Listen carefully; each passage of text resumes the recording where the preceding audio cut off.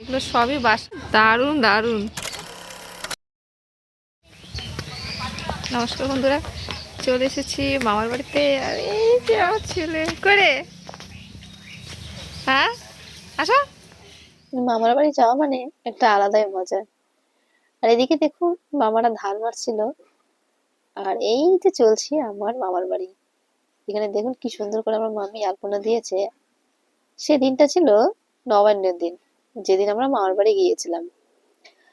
আর নবান্নতে দেখুন পুরো বাড়ি ভর্তি করে সব আলপনা দেওয়া হয়েছে। গ্রামের বাড়িতে কিন্তু এভাবেই আলপনা দেওয়া হয়।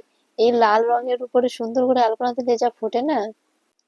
চলুন আগে মায়ের দর্শন করে নিই। আর আমরা এখন একটা ছোট্ট বেবিকে দেখবো, এই যে কিউট বেবিটা। আর মামারা হচ্ছে গাছপালা লাগায়, তার সাথে সবজিও চাষ করে, মাঠে তো করেই।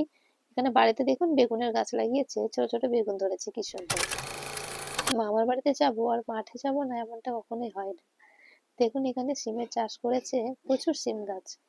এটা মাঠে চাষ করেছে সবজির জন্য। মাঠটা কিন্তু খুব সুন্দর। আর এখানে সর্ষার ক্ষেতও কেবল ফুল ধরেছিল তখন, খুব একটা বেশি ফুল ধরায়নি। আরো বড় বড় গাছ হয়, কিন্তু এগুলো গাছ ছোট ছোট হয়েছে। আর মাঠে কিন্তু বেশিক্ষণ গিয়ে থাকতে পারিনি, কেন থাকতে পারিনি সেই কারণটা কিন্তু পরে অবশ্যই জানতে পারবে। চলে এসেছি মামার বাড়িতে, আর আমি আছি এখন মাঠে। দেখতেই পাচ্ছেন সর্ষে ধরেছে ছোট ছোট, ভালো লাগছে।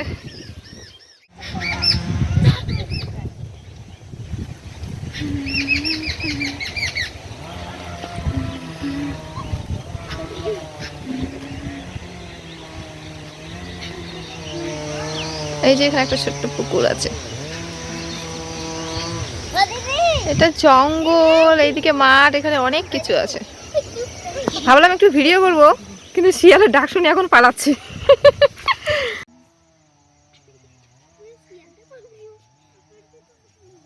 আমার পেছনে দেখতে পাচ্ছেন আশা করি অনেকগুলো বাঁশ ছাড়। এই যে এগুলো সবই বাঁশ গাছ এইদিকে। আর এখানে অনেক পাখি আছে, অনেকগুলো। এই যে ডালগুলোতে অনেক পাখি বসে আছে, এগুলো সব পাখি। এই যে এই যে এগুলো এগুলো সব পাখি। এই দারুণ দারুণ, ও মাই গড।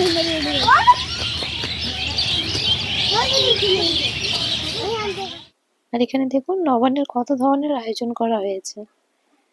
তার মধ্যে ভাজাটা তো অবশ্যই থাকবে, আর এটা বেগুন ভাজা কিন্তু দেখতে দারুণ লাগছে। পায়েস হয়েছে, এখানে একটা শাক দিয়ে ঘন্ট হয়েছে, এটা ফুলকপি আলুর তরকারি। আর এদিকে হয়েছে ভাজা, বেগুন ভাজা, ডাল ভাজা, ডালের বড়া ভাজা, শাক ভাজা, টমেটো চাটনি আছে, মাছের ঝোল, আর দই মিষ্টি তো অবশ্যই আছে।